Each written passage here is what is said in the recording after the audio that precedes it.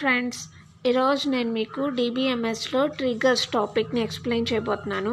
Okay, trigger is a named PL by SQL program. ఓకేనా? And అసలు ఈ trigger is an action which can be performed automatically whenever the DML and DDL commands are applied on a table. అంటే ఈ trigger అనేది మనకి ఎందుకు useful అవుతుంది అంటే, ఒక టేబుల్లో మనం DML అండ్ DDL కమాండ్స్ మనం యూజ్ చేస్తాం కదా, అప్లై చేస్తాం కదా. సో అప్లై చేసినప్పుడు ఆటోమేటిక్గా ఈ DML అండ్ DDL కమాండ్స్ మనం యూజ్ చేసినప్పుడు ఆటోమేటిక్గా యాక్షన్ అనేది పర్ఫామ్ చేస్తుంది. ఓకేనా?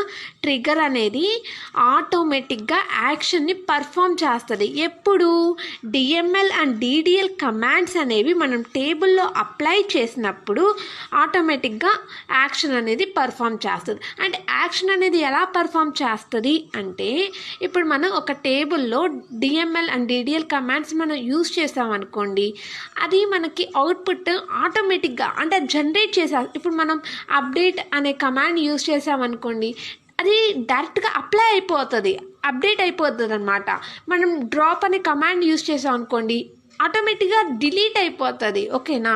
సో ఆటోమేటిక్గా దానంతకు అదే యాక్షన్ అనేది పర్ఫామ్ చేసేస్తుంది. ఓకేనా? సో దాన్ని మనం ట్రిగర్ అంటారు.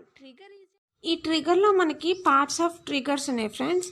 సో మనకి మేజర్గా 3 పార్ట్స్ ఉన్నాయి. ఆ 3 పార్ట్స్ ఏంటంటే trigger event, trigger condition, trigger action. Okay, so trigger event, trigger condition, trigger action.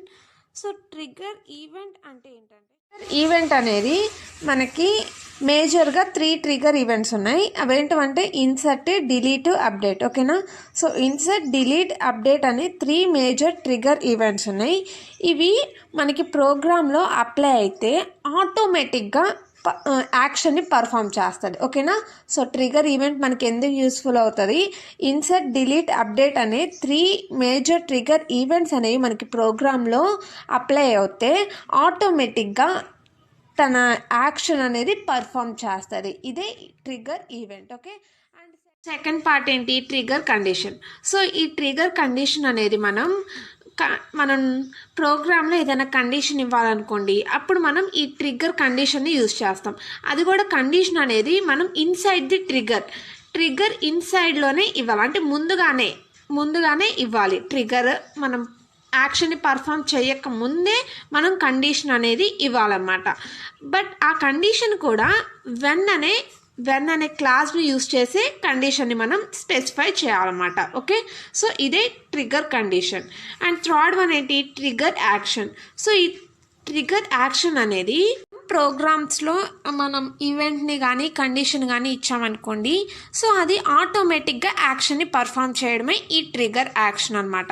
So మనం ఏదైనా కండిషన్స్ని కానీ లేకపోతే ఈవెంట్ని కానీ ఇన్సర్ట్, డిలీట్, అప్డేట్ అనే ఈవెంట్స్ని కానీ మనం ప్రోగ్రాంలో ఇస్తే ఆటోమేటిక్గా యాక్షన్ అనేది పర్ఫామ్ చేయడమే third one, trigger action. Okay, and syntax చూడండి. ట్రిగర్ యొక్క సింటాక్స్ ఇదే. సో ఫస్ట్ ఆఫ్ ఆల్ మనం క్రియేట్ అని రాసి, క్రియేట్ కానీ రీప్లేస్ కానీ ఏదైనా రాయొచ్చు. క్రియేట్ ఆర్ రీప్లేస్ ట్రిగ్గర్ అని రాసిన తర్వాత ట్రిగ్గర్ నేమ్ రాయాలి. Okay, and before, after, instead of అనేది ట్రిగ్గర్ టైమింగ్స్. మనం ట్రిగ్గర్ అంటే ఏంటి, యాక్షన్ని ఆటోమేటిక్గా పర్ఫామ్ చేయడం. అది ఎప్పుడు పర్ఫామ్ చేయాలి, బిఫోరా, ఆఫ్టరా, ఇన్స్టెడ్ ఆఫా అనేది మనం టైమింగ్స్ని చెప్పాలన్నమాట. ఆ తర్వాత event, insert, update, delete. Insert అనే ఈవెంటా, అప్డేటా, డిలీటా ఏదైనా ఒక్కటి. ఓకేనా? ఆన్ టేబుల్ నేమ్ ఏ టేబుల్ నేమ్లో మనం ఈ ట్రిగ్గర్ని యూజ్ చేయాలో ఆ టేబుల్ నేమ్ని రాయాలి. For each row when condition, each రోకి మనం ఈ ఇన్సర్ట్, అప్డేట్, డిలీట్ అనే ఈవెంట్స్ని అప్లై చేయాలా, లేదంటే వెన్ అనే కండిషన్ ఇచ్చి ఒక్క రోకేనా లేకపోతే ఒక కాలంకేనా అనేది మనం ఇవ్వాలి. అండ్ తర్వాత మనం డిక్లేర్ చేయాలి. ఏంటది, డిక్లేర్ స్టేట్మెంట్స్, ఎగ్జిక్యూటబుల్ స్టేట్మెంట్స్, అలానే ఎక్సెప్షన్ హ్యాండ్లింగ్స్. ఇవన్నీ ఏంటంటే యాక్షన్ని పర్ఫామ్ చేయడం. ఓకేనా? సో ఇది సింటాక్స్ ఫ్రెండ్స్. సో ఈ సింటాక్స్ అయితే మీరు ఇలానే రాయాలి.